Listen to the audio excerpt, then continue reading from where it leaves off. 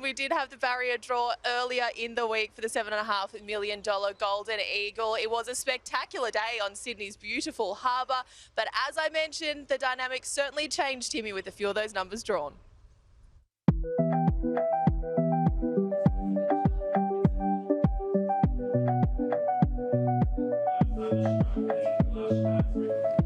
When you're looking at this race, it's a really good in-between race. You've got the Everest that's for the sprinters, and then you've got longer distance races that say over the 2,000 metres that there's 4 horses that get over that trip. And this is a race where they almost meet in the middle, and that's what's made it so attractive to horses from overseas that have been purchased by Australian connections.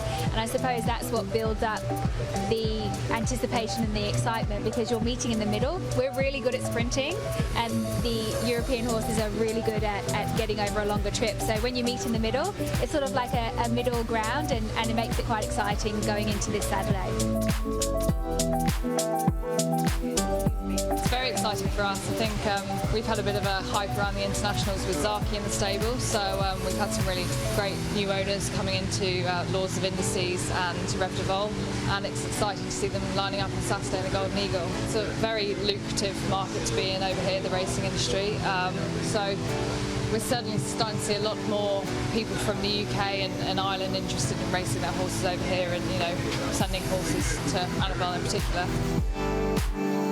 I was actually speaking to my father and England on the weekend, and I explained that we just ran second in a $2 million fillies race, fillies and mares race, and he just said, I'm definitely in the wrong game. And so it's just, you sort of take it for granted probably slightly, but when you explain that you're running for $7.5 million Golden Eagle, it's sort of a very winnable race if you have the right horse, the right barrier.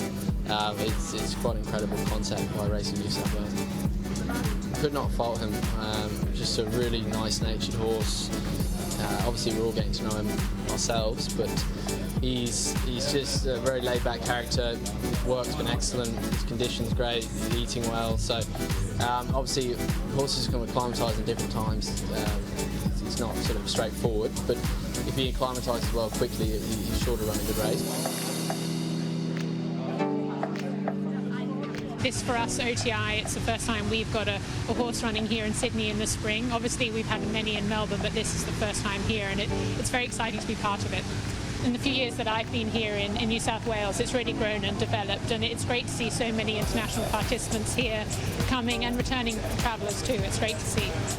Rev de Vol is in the clear and thundering home on the outside. Patrick Sarsfield, Rev de Vol. Annabelle's been thrilled with him, and we're fortunate to have Brodie Loy on board, because he's been riding work in the mornings at Canterbury, and that's going to be valuable for us in the race. But everyone's been happy with him. He had a couple of weeks in Newmarket under the care of Harry Eustace, and that was all very well, ticking over before coming out here. And obviously the highlight will be the autumn for him, but this is a very nice start to the campaign. At the hundreds of Barnet, I'm Thunderstruck, stride for stride. I'm Thunderstruck, finishes hard, gets the nick in front and won the Toorak. We're very happy with him. He arrived yesterday from Melbourne. The team, they're all looking after him well. We're happy to have Hugh Bowman on board. He is a great substitute for Jai McNeil, so we're looking forward to seeing him run. Obviously he's an exciting horse, being that Group 1 winner last start. Actually, this is the first time I haven't drawn the outside barrier, so this was an improvement on my skills. So practice makes perfect, maybe.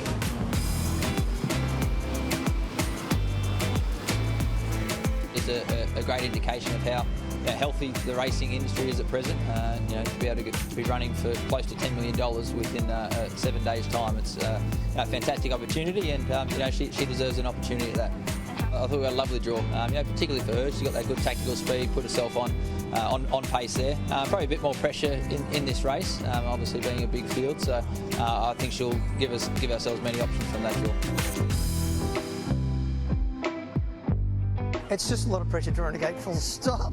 I was breaking out in goosebumps. I was more worried about that with the second horse be drawn, so I knew it was only real good or real bad, and as it turned out, it was real good.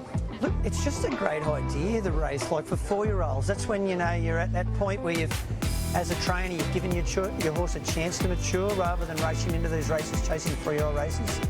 It would mean a lot to Luke and I. We've just got a nice sized team, and we've worked super hard to get where we're at. And we're very, very blessed to have 2 really nice horses in the stable.